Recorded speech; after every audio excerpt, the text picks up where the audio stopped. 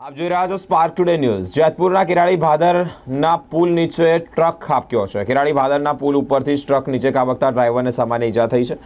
જેતપુરથી જામકંડોળિયા તરફ જઈ રહેલા ટ્રક ચાલકે સ્ટીરિંગ ઉપરથી કાબુ ગુમાવતા ટ્રક ભાદર નદીમાં ખાબક્યો હોય ત્યારે ભાદર નદીના પુલ ઉપરથી રેલિંગ ન હોવાને કારણે અવારનવાર અકસ્માતના બનાવો પણ આવી રીતે સામે આવતા હોય છે।